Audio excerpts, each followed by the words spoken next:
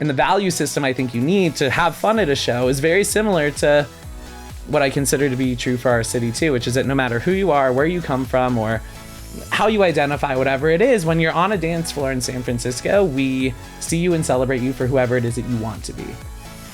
You're listening to Behind the Drop podcast, where we take you past the lights, beyond the decks, and into the minds of artists that shape the global EDM scene. I'm Erica Corona, coming to you from Bay Area, California, where underground culture beats worldwide sound. Our 6th episode features a Bay Area influencer and creator of the Move menu, Scotty Jacobs.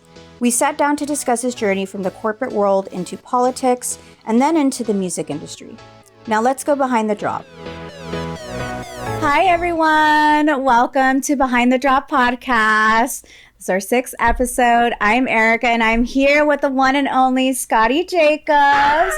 Welcome to the podcast. Thank you for joining us. I'm here with the one and only Erica Corona is how I'm feeling right now. Oh my God, stop it. Well, I'm glad to have you on here. Thank you for having me. Of course. So I just want to, you are blowing up like crazy on social media right now with your influencing when it comes to, all of the events happening in the Bay Area. But, you actually went from corporate world to politics and now the music industry. Yeah. So tell me a little bit about your transition. Like, how did you go from corporate all the way to music industry? Like, what was that vision like? There was no vision. There was no plan. That's really the first part of the story is there was no plan for all of this. But I spent about the first decade of my career working in the corporate world, running brands that you would find in grocery stores. So wow, everything from I was the brand director of a very large hand soap and sanitizer brand through COVID. Wow. All the way through to Kinder's barbecue sauce, if you know that brand. I think I've heard of it. Overall the sauce business there. That was my last corporate job. And then I'm from the Bay Area, 4th generation of my family to live in San Francisco. And this was 2024, and it felt like the city was ready to turn the corner, but there were still some perspectives that were missing politically in the city. And so to the chagrin of my family, but with the encouragement of my friends, they said, you should run for office in San Francisco. And I had no idea that that was actually going to be the start of the music journey, because the week after I started my campaign was when Fred again and Skrillex did the show in front of City Hall. Oh, yeah. And I was not a social media person before that. I mean, the reel is still live on my Instagram. You can go look at it. It's one of the most horribly edited reels probably on the internet. But I was at that show with my brother, and I turned to him and I said, record a video of me talking. I want to say something, political, but also about music. And I said, if you think that if you think this is what the future of San Francisco looks like, then you need to elect people who are in this crowd, not watching the crowd from the building behind it. And I went to bed, posted the video, woke up, and it had been shared like 2,000 times. It had gone totally viral. And that was the first time I had ever had a video go viral. It was so overwhelming. I was like, what did I just do? But all of these people were commenting saying, who's the raver running for office? And so as I continued working on the campaign and doing everything around that politically, a key focal point of my sort of policy platform was to make San Francisco the dance music capital of the West Coast. And so every time that I wanted a hit on socials, I would talk about music. I would talk about Portola. I wore a jean jacket to Outside Lands covered in my campaign buttons. And by the end of the first day of the festival, the entire jacket was bare because people were just grabbing the buttons. It was this really amazing moment that I think was reflective of one of the many things I love about San Francisco, which is our people, and particularly the people who go to shows and love electronic music. And I think it's because the crowds at those shows are really reflective of what I call San Francisco values. It's like the same way you show up to a show, and the value system I think you need to have fun at a show is very similar to what I consider to be true for our city too, which is that no matter who you are, where you come from, or how you identify, whatever it is, when you're on a dance floor in San Francisco, we see you and celebrate you for whoever it is that you want to be.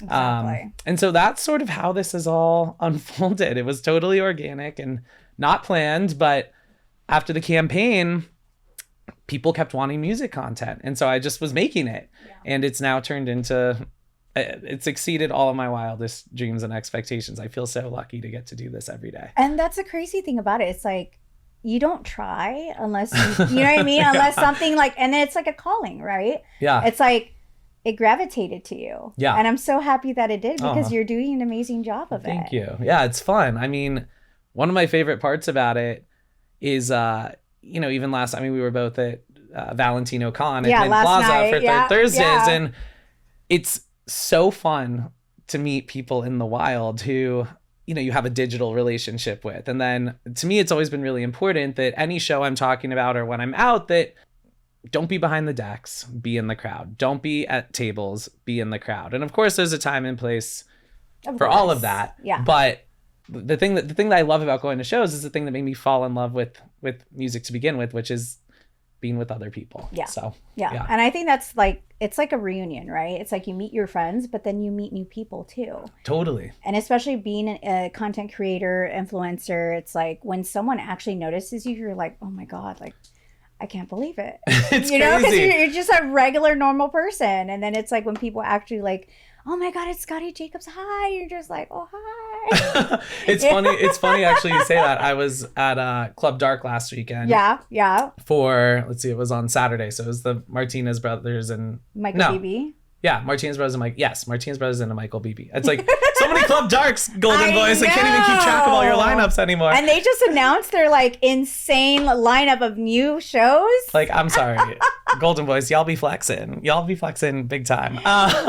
Literally, it's insane. But I was there, and actually, I was talking to Danny Bell, who is SVP of, I think his title is like SVP of NorCal for Golden Boys, like inventor of Portola, just named to the Billboard, dance music and executives of the Club year, Dark. and founder of Club Dark, literally. Along with Neil Francis. Yeah, we have Mark from Neil Francis. And anyway, Danny and I are talking. I mean, Danny is the heavy hitter in that conversation, right? Yeah. And these three girls came running up, and they're like, oh my God, Scotty Jacobs. I'm like, do you realize you're with Danny Bell? Yeah, like, do you know who this is? And they're like taking selfies and all this stuff, and they walk away, and Danny's like, is this normal for you? And I was like, now it sort of is, and it's crazy. He's like, I've never seen that.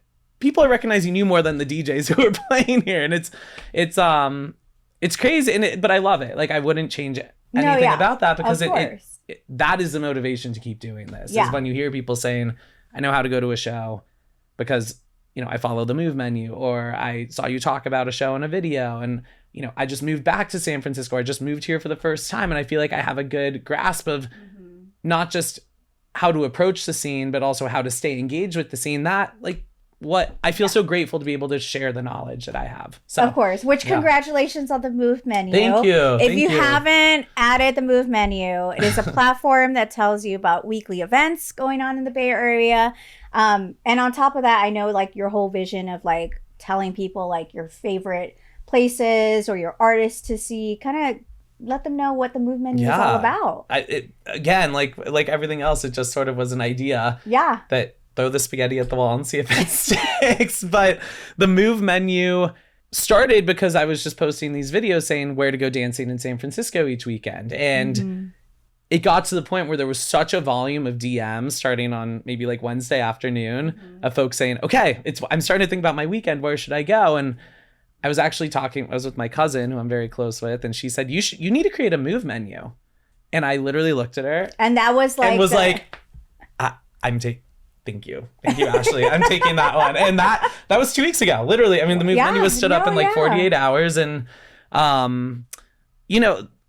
I was really fortunate to have friends who were already in the scene who showed me how to do it and showed me how to figure out which clubs to go to. And even if you want to go to multiple shows in one night, the right way to sort of route your night through the city. And it changed my life. It changed my life as a San Franciscan. It changed my life as a person.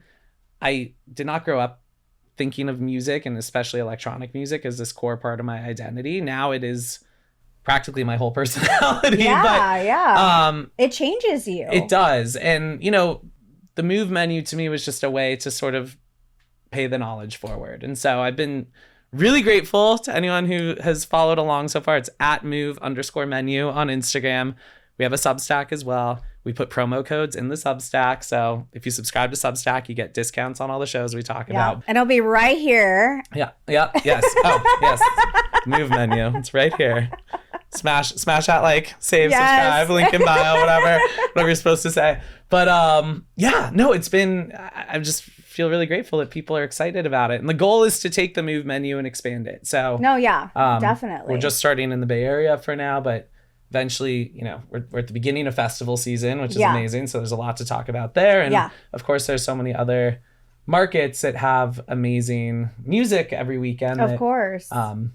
You know, deserve coverage as well. So, but I think the Bay Area needed just kind of a platform, right? Like other than like promotion, like, you know, pages and stuff, it just needs a weekly kind of catalog, because there was really nothing other than, you know, others that are like all over, but not Bay Area specific. Yeah. And I think also it hopefully helps people to have a sense of who is behind the curation. I mean, I will be the first to admit, like, there are certain genres of electronic music that just are not reflective of my personal taste. It doesn't mean it's not great music, but of course, part of it is, I think, is as you start to figure out as maybe a new consumer of music, what your taste, what your favorite types of genres are, when you find people who are sort of curating in that lane, it just makes it really easy to sort of trust that the recommendations are going to be solid. And so solid moves. And so, so, you know, the Move menu, it's definitely not all inclusive. It is, it's not meant to be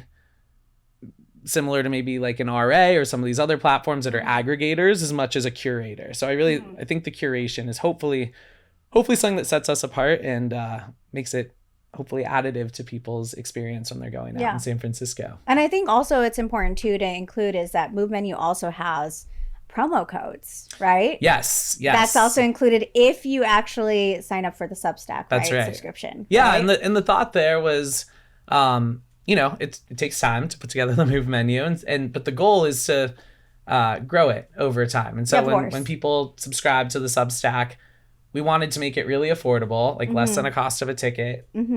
To go out and see a show on a given night. Less than a drink cost. It's significantly less than a drink cost. Yeah, especially at some of these shows where the drinks are like over $20 a pop now. But yeah, it's $9.99 a month. And the sort of thinking behind that is that if you use 1 to 2 promo codes a month, you are more than paying for your subscription to the Move menu. So the goal is really, again, to add value and to also just do it in a way that's ultimately sustainable over time. But it's totally independent. And I think that's the other part that is really important to highlight is, you know, it's not sponsored by promoters. It is not sponsored by specific venues. The recommendations truly are me every Sunday, Monday, Tuesday, scouring through all the Instagram pages of the venues. And I have a Move menu Google Calendar where I add everything that I see as I'm seeing them. And then going through and sort of just picking the things that I would ultimately go to. And I think hopefully what people have told me they appreciate too is they'll see me recommend a show on Instagram and then they'll see me at that show that weekend. And, you know, to me, why would I ever recommend a show that I wouldn't actually go to? Of course. Yeah. And I think also what's really important is you're authentic, right? Oh, thank you. You are yourself, right? You're not being fake or anything like that. Some influencers, you know, people think, is this AI? Are they being real? Right? And it's just like, okay, are they really there or really not? But you're always there. And I always see you at the events that you say you go to. So that's what I mean. But you are very authentic. And that's what a lot of people need in this world is more authenticity and not fake, right? That's so nice. Thank you. No, of course. Well, my mom would disagree because my mom told me I looked tired in one of my videos yesterday. So, which is true. I mean, it's tiring. But your parents are your worst critics, though. Sometimes. And my mom, both my mom and my dad, I'm so fortunate. Through every step of my career, I guess at this point, you know, the corporate job, they were like, okay, this makes sense. And then politics, they were like, and now this whole sort of music thing, they're like, Godspeed is basically what they've said. But it's pretty much my parents too. Because I went originally from medical to I wanted to be a doctor. Wow. And then I didn't want to be anymore after pandemic. So it was just like, now they're like, okay, you're free to do whatever you want, I guess.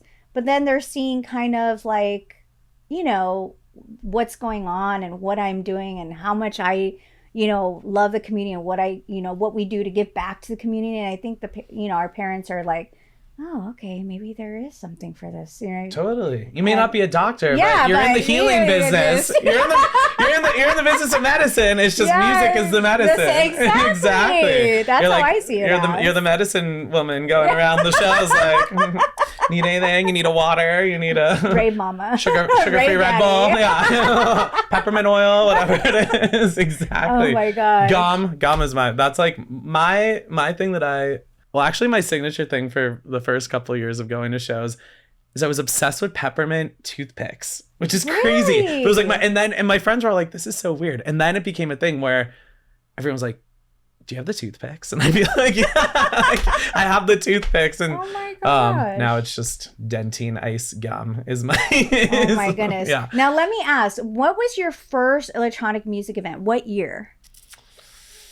Oh my gosh. Well, I mean, the crazy thing that a lot of people don't know about me is I was like not a big crowds festival person. I would say I got into electronic music. Something else a lot of people don't know about me is I taught cycling classes for almost 10 years. Oh like my indoor gosh. cycling. And so the love of electronic music started because I was using it to make playlists. It's like big room. Like, I mean, this was 2016. So, you know, very different, like tech house now was not like tech house. Yeah, of course. Yeah. And so that was sort of where the love of it started, but it was actually, it's crazy, 2022 was like sort of like when I can pinpoint, I saw Disclosure at Outside Lands with my brother. My brother, who at that point had probably been to like 10 Coachellas, like total festival rat. Oh my gosh. He was like, "You have to go to Outside Lands with me one day." And I was like, "Fine, I'll go one day."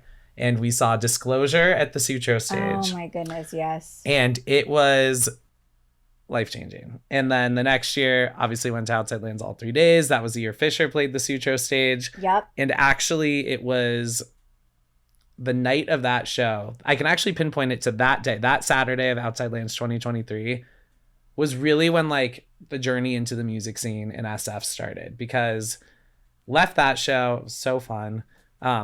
Take It Off was just having its like big, Take It Off was taking off. Yes. And it was just like that Fisher set was unbelievable. And I looked at my brother, I was like, we need to keep going out. And so we went to Halcyon. And that was, I met Gina Milano. Oh yeah, who's Gina, legend of, yes. Should have her on the, she would totally oh yeah, do the podcast. no, yeah. Gina, I just signed you up for a podcast. I'm sorry. But I met my brother and I went to Halcyon, and Gina was like, "Who are these two brothers? We sort of look like twins. They're like ripping around my club," and started talking to Gina, and that was the start of it all. And from obviously Halcyon, then you just meet people. You start seeing the same cast of people every weekend, and it's been amazing. So 2022, crazy. Wow. Baby raver. Yeah. I know. That's Baby crazy. raver. Yeah. And I started in 2012. Girl, you look good, because I feel like I'm just falling apart over here. Oh, like, no. I need your look good. regimen. I need your regimen. Yeah. Honestly, going to events is the fountain of youth. That's what it is. Mom, did you hear that? Did you hear that? Exactly. See, Mom, we're looking good. Oh my gosh. Yeah. Now, I know a lot of people are kind of curious, but... Am I dating anyone? No, just kidding. I'm not. Are you working for any of these production companies? Oh, that's a great question. No. I know a lot of people are curious. Oh my right? gosh. Well, especially, so the answer is no. Okay. And I do not want to. There are certain times where you'll do partnerships with them, of right? Course, so for example, around Fresh Start this past year. Yeah. Did some promotion stuff with NPU to talk about Fresh Start. But that never will I be paid to talk about a specific show.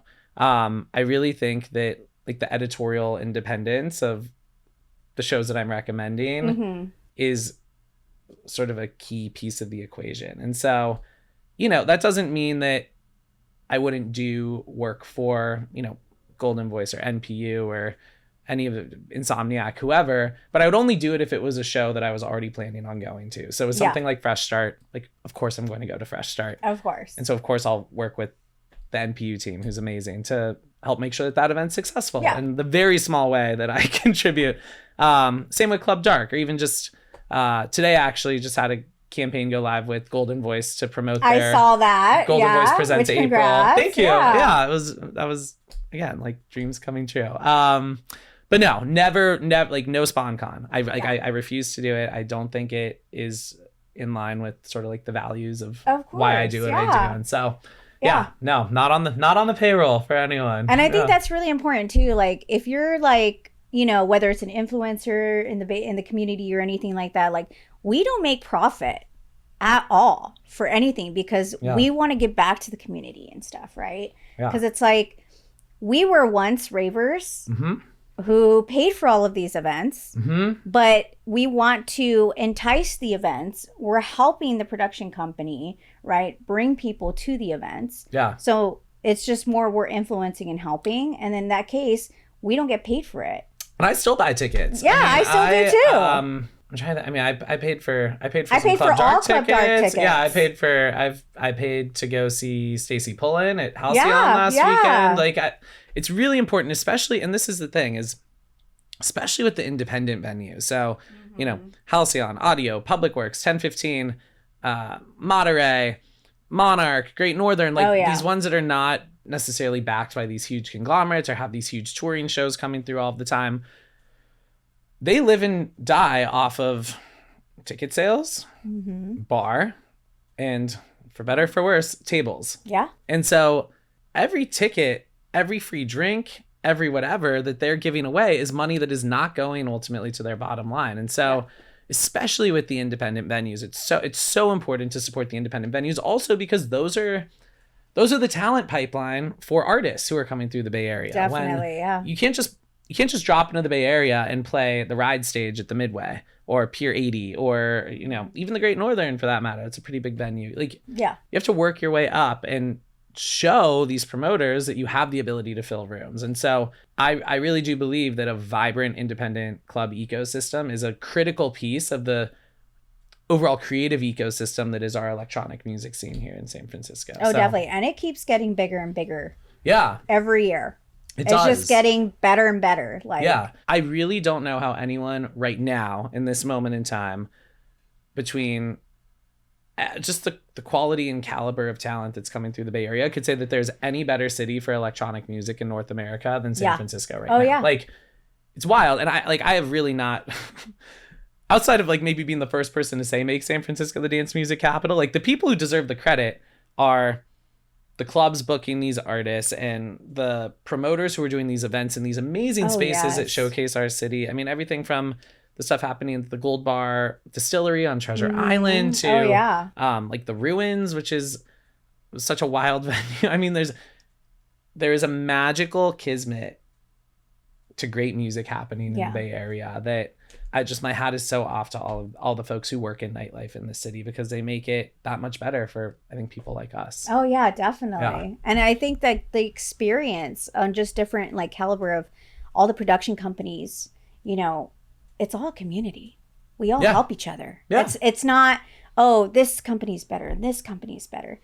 They all collab. Yeah. They all collab on events and just to give the audience and all of ravers an experience. Yeah. Right? Totally. I mean, one of the heads of one of the big promoters here in the Bay Area, he always talks about how how bad promoter wars are for the scene. Mm-hmm. And it's true. And I think it's important that we continue to have a collaborative ecosystem because I think ultimately that you can have the Club Dark level type stuff going on. You can have things all the way down to the smaller independent clubs. You can have the All Day I Dreams and Golden Gate Park, whatever it is.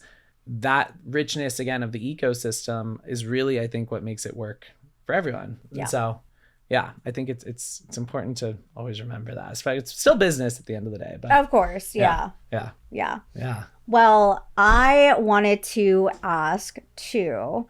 I know, for example, your Club Dark experience. Which one? I've been to all four so far. So, you first posted about the first show, Chris Essie. I think we all knew they had, a lot of work to do when it comes to the, the sound and also to the airflow and everything. And I know you posted that. And there were a lot of like uncertainty of, oh my God, like, because people really thought you worked for Golden Voice, right? And so it was this idea of like, oh my gosh, like pushback or like how was that reaction? Because I know that was probably the first video that you posted that you were just like getting kind of 50-50 pushback. It was interesting. You know, I think I feel like it's really important to be truthful. Of course. I think anyone, including, you know, not like a brat, but like the execs who I'm in regular communication with from Golden Voice also acknowledged that show missed the mark. And I think there was a lot of frustration from people who were at that show. One, just because, you know, at the end of the day, it is Golden Voice and like one of the biggest companies in the world doing this. Oh, yeah. And I think with that paired with the ticket prices, people's expectations were at a certain level. I'm really empathetic. Like, look, I was intimately involved in the team that was doing the block parties the third Thursdays when they were on Ellis Street before they moved to Mint. Which some people might not know, but he was very involved with. That's a whole other. We can get to that in a second. That's a whole other story. But it's hard. It's really, events are hard. Like, until you've done an event, like, it is very easy to sit in the peanut gallery and criticize events, but it is hard to have an event go well. Yeah. And, you know, I think the response to that post was a reflection of people's frustration. Yeah. Which is totally valid. And I think the needle that I was trying to thread, and I think ultimately people saw like it resolve itself, was I spent a decent amount of time that week after the Chris Dussey show really sort of working my network to figure out, what are you guys going to do to make this better? Because I wouldn't want to put my sort of whatever you'd call it behind another Club Dark if I didn't feel confident that it was going to get better. And based off the conversations that I had with folks at Golden Voice, I felt with 100% confidence that they were going to make the changes they needed to in that week between the Chris Dussey show and the Peggy Gu show to make it better. And they did. And they've continued to make it better with each one. Definitely. You know, I think the last weekend we had with Mao P and then with Michael Beebe, obviously it's the headliners. There was amazing cards. Yeah, oh my both gosh. Nights. I think it shifted the paradigm of what we can expect from sort of these larger format warehouse venues. I thought the sound was great. The production looked great. You know, this is the same team that ultimately like made Pier 80 happen as a starting point. Of course, with NPU. But like they know how to do this and they know how to do it well. Yeah. And I'm just really excited that they're going to continue to activate that space. I'm excited about everything that will continue to happen at Pier 80. There's so many shows coming up, which I can't disclose, but that is coming up for block party season, right? Yeah, I'm so excited. I know. There's so many announcements to come. Just wait, everyone. It is going to be the best year so far. Yeah. And also for Club Dark, they just released the last of their season. You have Cascade open to close. Crazy. Chris Lake for 2 nights. Dream. And who thought that Chris Lake was the actual, like, for the Club Dark announcement? Okay, he was the voice? When they said that, I was like, oh my God. And I had to go back and I said, I did. I was scrolled all the way to the bottom. I was like, wait a sec. Oh my God, this is Chris Lake's voice. It is. Crazy. It's just insane. Yeah, I mean, the Solomon. And then Underworld. And the fact that Club Dark is actually able to get Solomon, but not Coachella. The irony. Did you hear about that? I did, yeah. At first I said, wait, is this real? Because I know you just... I know. I'm not trying to stir the pot, but... Well, yeah, it's all the same company. I mean, I just hope Solomon's ears are going to be okay. That's my biggest... It will. Yeah. It will. Yeah. I mean, you're the doctor. I'm not... Well, I used to work at an ENT office, but so I know, like, when it comes to the ears... You know more than I do. Yeah. That's for sure. You know more about ears than I do. He should hopefully be okay by then. Yeah. So. Yeah. But yeah, no, I mean, the Club Dark reaction was... It was interesting. Yeah, I wouldn't change anything about it, though. And the thing, too, is that you spoke before they did. And I think that's where a lot of people were like, whoa. Yeah. Because they're not used to that. I mean, look, it was And easy I'll be to speak. honest, and Yeah. I'll be honest, because I know that because a lot of influencers try not to say anything before it's announced by them. I have always, so maybe this is part of where like my corporate background comes into play a little bit, and like, Yeah. you know, a totally different product, but like if you shipped a product that wasn't good And to you weren't Walmart happy. and you had to Yeah. like, as soon as you violate trust with a consumer, and whether that's a consumer of content, whether that's a consumer of a product, whatever it is, that's the hardest thing to get back. And so to me, like I would rather be truthful and speak my mind and have the people who follow me know that I am being like, unbought, I guess you could say, even if that comes at the expense of a relationship with a promoter. Like, I feel confident I will find a way to still go to the shows I want to go to.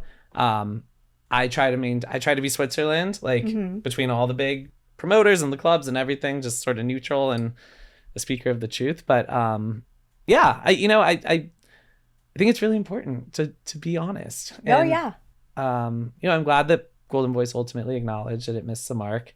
And that they fixed it. And they fixed it. And I think we the proof is in the pudding, and mistakes happen and you move on. Yeah, exactly. Yeah. Tomorrow's a new day. Tomorrow is a new day. We keep rating. Even if you wake up at 3 p.m. to start that day, it is a new day. Exactly. I know. Exactly. So for those who, and this is just, I like to ask a lot of my people who come on to the show, for those who are trying to get into the music industry and, kind of admire everything you do. Am I in the music industry? Yeah, I mean, you are. You're part of the movement, right? What advice would you give someone who wants to, let's say, be an influencer or wants to be a voice in the music industry that is starting out? Because you already shared what was your point of awakening, right, within the music industry. If for someone who hasn't gotten that awakening yet, what advice would you give that person or people? It's a really good question. Thanks. I this morning in the shower, I was trying to think through what do I think Erica's going to ask me? And that was not one that I thought of. I haven't thought of all of them. You've got me on a couple, but this is one that I think I would say just be yourself, be authentic. And I'll sort of tell a story actually that I've sort of talked very loosely about online before, but heard it here first. The real story, which is, let's see, it was April of 2024, and I was at the Midway in the pit with two of my friends in our gay black tank tops. It was Dombresky was on tour for his liftoff tour, and Dombresky was one of the artists whose music I would always use in the cycling classes, and I have loved Dombresky for years. And so I was like, I'm going to this show. And I dragged two friends who didn't really know his music, but they were down to dance. And we're in the pit. We're vibing, having a great time. And this random, also purple-haired girl comes weaving through the crowd. And she looks at the three of us and she goes, will you guys dance like this anywhere?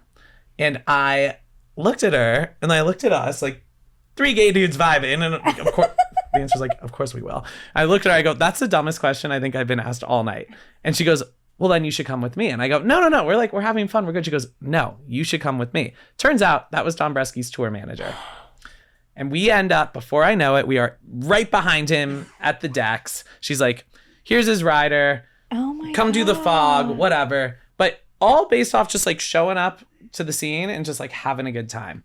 And I will say, what I could have never expected was that not only Marissa, his tour manager, but also Quentin Dombresky, would go on to become truly two of my best friends. We were texting right before we started recording today. They invited me to go to World Pride in New York that year with them. Wow.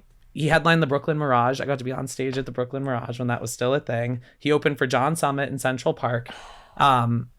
And you were at EDC Mexico with them. Yeah, with Quentin, yeah. Oh my God. I know. I was like, oh my God, Scotty. Yeah, and it's actually fun because I do, but it was, that has been one of the most special things that's come out of this entire sort of journey into music. And obviously it's been an incredible way to learn about the industry too. I mean, walking through the hotel lobby at EDC Mexico, and like Chris Lorenzo comes and dabs you up, and you're like, oh my God, what is happening right now? You're like in an artist shuttle with Reardon and West End and Josh Baker all at the same time. You're like, how is this happening right now? But, you know, I think like that hasn't like those experiences, whether it's you just go with your friends every time and that never happens or whatever, it's like the best parts of my experience in music have come through showing up and just being myself. And so I think that's what I would say. I mean, content's hard. Like, I think for everyone who's like, oh, content seems fun. Like, you're a slave to the gram. Like, it is, I mean, we've talked about this, but it's like to churn out 2 to 3 videos a day is can be a lot. See, and you have more time on your hands than I do, because I have a main regular job and I do other stuff too, but you have way more time to actually like do all these content videos. Yeah, and it takes a lot of time. It takes time. The editing takes time. The like thinking through what do I want to talk about takes time. But yeah, I would say just like being. But you're natural. Well, I don't know. No. You're. So here's the thing. A lot of people don't know is, you know, people who are influencers go by scripts. You don't go by scripts. That's true. And I know that because I see a lot of your content and it's not scripted. That's true. Yeah, I've actually, this is crazy. This might be like really a bad way to work, but I've never scripted a video.